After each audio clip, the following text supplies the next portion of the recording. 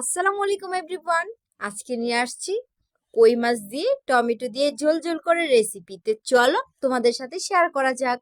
প্রথমে আমি কই মাছটাকে ভালো করে হলুদ মরিচ মেখে নিচ্ছি।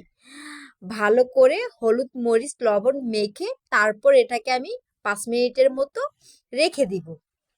ভালো করে মেখে রেখে দিলে মাছের ভিতরে হলুদ মরিচটা ঢুকে। তো এখানে আমি ভালো করে ডলে ডলে মাছের ভিতরে হলুদ মরিচটা দিয়ে দিচ্ছি। তো তারপরে আমি কড়াইয়া বসিয়ে তারপরে দিয়ে দিব হচ্ছে তেল। তেল দিয়ে তেলটা যখন একটু হালকা গরম হচ্ছে তখন আমি দিয়ে দিব মাছটা। কারণ বেশি তেলটা গরম হয়ে গেলে মাছটা আসলে ছিটে গায়ে লাগে। তো এখানে দিয়ে দিলাম আমি মাছটাকে আমি ভালো করে ভেজে নিচ্ছি, একদম কড়া ভাজা দিব। কারণ আমার হাজবেন্ড মাছ কড়া ভাজা খেতে খুবই পছন্দ করে। তো এখানে আমি মাছটাকে ভালো করে ভেজে নিব। ভালো করে ভাজা হয়ে গেলে তারপরে হচ্ছে এখানে ফ্রাই প্যান বসিয়ে তেল দিয়ে দিয়েছি হচ্ছে পেঁয়াজ কুচি, তারপর সাথে দিয়ে দিয়েছিলাম একটু টমেটো। তো এটাকে ভালো করে আমি ভেজে নিব। পেঁয়াজটাকে ভাজা মানে তাড়াতাড়ি সিদ্ধ হতে আমি সব সময় প্রথমে লবণ দিয়ে দিই। তো এখনো আমি প্রথমে লবণ দিয়ে দিব। লবণ দিলে দেখা যায় কি তাড়াতাড়ি পেঁয়াজটা সিদ্ধ হয়ে যায়। তো এখানে প্রায় সিদ্ধ হয়ে যাচ্ছে। তো এখন আমি দিয়ে দিয়েছিলাম পানি। পানিটা দেওয়ার পর এখানে আমি দিয়ে দিব হচ্ছে আদা রসুন বাটা। আদা রসুনটা বাটা হয়ে গেলে দিয়ে তারপর দিয়ে দিব এখানে আমি হলুদ। হলুদ দেওয়ার পরে দিয়ে দিব মরিচের ফাঁকি। মরিচটা আসলে একটু বেশি দিব কারণ আমরা ঝাল খেতে একটু পছন্দ করি।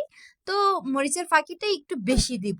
তো এখানে মরিচের ফাঁকিটা দিয়ে আমি এখানে ভালো করে মশলাটাকে ভালো করে নেড়ে নিচ্ছি। এটাকে ভালো করে কষিয়ে টমেটোটা দিয়ে দিব। যে আমার মশলাতে তেল উঠে গেছে, এখন আমি টমেটোটা দিয়ে দিব। টমেটোটা আসলে শীতকালে টমেটোটা খেতে খুব ভাল লাগে। তাই এখন আমি টমেটোটা দিয়ে ভালো করে মশলার সাথে মিশিয়ে নিব। মশলার সাথে টমেটোটা মিশলে হচ্ছে ভালো করে মিশিয়ে তারপরে এখানে আমি পানি দিব। আমি এখানে পানি দিয়ে দিয়েছি। তারপরে এটা আমি টমেটোটাকে ভালো করে আমি কষিয়ে নিব। দিয়ে দিয়েছিলাম কয়েকটা কাঁচামরিচ।